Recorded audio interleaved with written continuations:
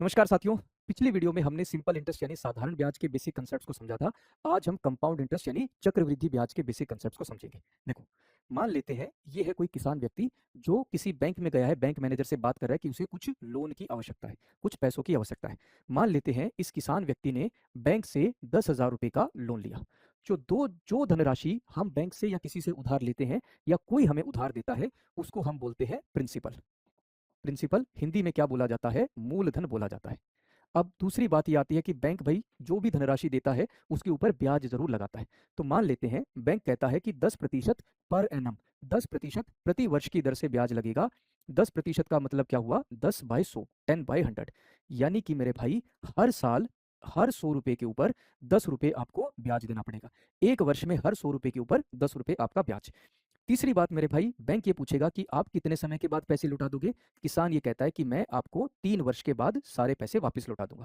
तो इस तरीके से हमने समझा मूलधन, ब्याज की दर प्रतिशत यानी रेट ऑफ इंटरेस्ट और टाइम। अब कंपाउंड इंटरेस्ट को कंपाउंड क्यों कहा जाता है, चक्रवृद्धि क्यों कहा जाता है, उस कंसेप्ट को समझते हैं। देखो भाई, किसान व्यक्ति ने 10,000 रुपये उधार लिए थे, तो 10,000 रुपये के ऊपर पहले वर्ष ब्याज लगेगा। 10% के हिसाब से ब्याज क्या हो जाएगा? 1,000 रुपये हो जाएंगे। फिर बारी आती है दूसरे वर्ष की। दूसरे वर्ष ब्याज लगेगा 10,000 रुपये के ऊपर 10% के हिसाब से ब्याज क्या हो जाएगा? 1,000 रुपये। लेकिन दूसरे वर्ष पहले वर्ष के ब्याज पर भी ब्याज लगेगा। पहले वर्ष के 1,000 रुपये के ऊपर 10% के हिसाब से ब्याज कितना हो जाएगा? 100 रुपये हो जाएगा। यही अंतर है साधारण ब्याज और चक्रवृद्धि ब्याज में। सिंपल इंटरेस्ट साधारण ब्याज में दूसरे वर्ष भी ब्याज सिर्फ मूलधन यानी प्रिंसिपल पर लगता, लेकिन यहां पर ब्याज के ऊपर भी ब्याज लग रहा है। अब जैसे बारी आती है तीसरे वर्ष की। तीसरे वर्ष ब्याज लगेगा मूलधन के ऊपर 10% के हिसाब से ब्याज क्या हो जाएगा? 1,000 रुपये। लेकिन तीसरे वर्ष पहले और दूसरे वर्ष के ब्याज पर भी ब्याज लगेगा। पहले वर्ष के 1,000 रुपये के ऊपर 10% के हिसाब से ब्याज क्या हो जाएगा? 100 रुपये। दूसरे वर्ष के 100 रुपये की 1,000 रुपये के ऊपर 10% के हिसाब से ब्याज क्या हो जाएगा? 100 रुपये। और ऐसे दूसरे वर्ष के 100 रुपये के ऊपर 10% के हिसाब से ब्याज क्या हो जाएगा? 10 रुपये हो जाएंगे। इस तरीके से कुल मिलाकर ब्याज कितना बना? 1,000 रुपये, 1,000 रुपये और 1,000 रुपये, कुल मिलाकर कितने हो गए? 3,000 रुपये। 100 रुपये, 100 रुपये और 100 रुपये, कुल मिलाकर कितने हो गए? 300 रुपये। और आखिरी में मेरे भाई 10 रुपये। तो कंपाउंड इंटरेस्ट चक्रवृद्धि ब्याज कितना बना? 3,310 रुपये। और हमसे अगर अमाउंट पूछा हो, मिश्र धन पूछा हो, यानी 3 वर्षों के बाद वो किसान व्यक्ति जो है कुल मिलाकर कितने रुपए वापस देगा, तो 10,000 रुपये तो मूलधन हो गया, प्लस में 3,300 रुपये, 10 रुपये ब्याज। इस तरीके से 13,310 रुपये कुल मिलाकर उसे वापस लौटाने होंगे। ये होता है चक्रवृद्धि ब्याज यानी कंपाउंड इंटरेस्ट का बिल्कुल बेसिक कंसेप्ट। क्यों ये साधारण ब्याज से अलग हो जाता है? क्योंकि यहाँ पर ब्याज के ऊपर भी ब्याज लगते हुए चल रहा है। 2,500 रुपये पर 2 साल के लिए 10% प्रति वर्ष की दर से चक्रवृद्धि ब्याज और राशि ज्ञात कीजिए। Find the compound interest and amount on 2,500 compounded annually for 2 years at 10% per annum. ब्याज की दर प्रतिशत कितनी? 10%। तो 2,500 रुपये के ऊपर 10% के हिसाब से पहले वर्ष का ब्याज कितना हो जाएगा? 250 रुपये हो जाएगा। फिर बारी आती है दूसरे वर्ष की। दूसरे वर्ष ब्याज लगेगा मूलधन के ऊपर 10% के हिसाब से ब्याज क्या हो जाएगा? 250 रुपये।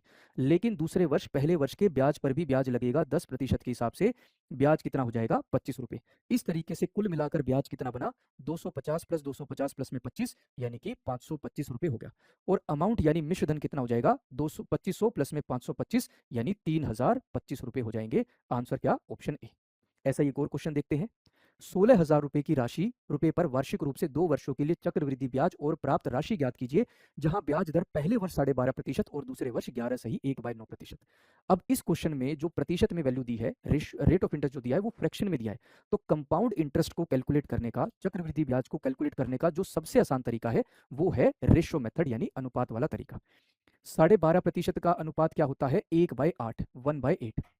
यानी 8 रुपये के ऊपर 1 रुपये ब्याज लगा, मिश्र धन कितना हो गया? 9। अगले वर्ष 11 सही 1/9% अनुपात क्या होता है? 1/9 होता है। यानी मेरे भाई 9 रुपये के ऊपर 1 रुपये ब्याज लगा, मिश्र धन कितना हो जाएगा? 10 हो जाएगा। कैलकुलेशन को आसान करने के लिए आमने सामने जो वैल्यू कट रही है वो मैंने काट दी। 2 से गया कितने पर? 4 पर। 2 से गया कितने पर? 5 पर। यानी शुरुआत में मूलधन 500 रुपये था, तो बाद में मिश्र धन कितना हो गया? 5।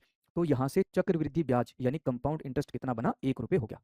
पर मेरे भाई 4 नहीं, शुरुआत में मूलधन कितना दिया हुआ है? 16,000 रुपये। 1 यूनिट की वैल्यू यहाँ से कितनी हो गई? 4,000। तो 1 को भी 4,000 से गुणा कर लेते हैं, ब्याज कितना हो जाएगा? 4,000 रुपये। और अमाउंट हमसे पूछा है तो 5 को 4,000 से गुणा कर देंगे। इस तरीके से मिश्र धन कितना हो जाएगा? 20,000 रुपये। आंसर क्या बनेगा मेरे भाई? ऑप्शन बी हो जाएगा। और अगर ये क्वेश्चन आपको अच्छे से क्लियर हुआ तो अगले क्वेश्चन का आंसर, इस क्वेश्चन का आंसर आप सभी मुझे कमेंट सेक्शन में बताएंगे, ठीक है? और इसी तरीके की वीडियो के लिए जुड़े रहिए रोजगार with Ankit defence YouTube channel पर। जय हिंद।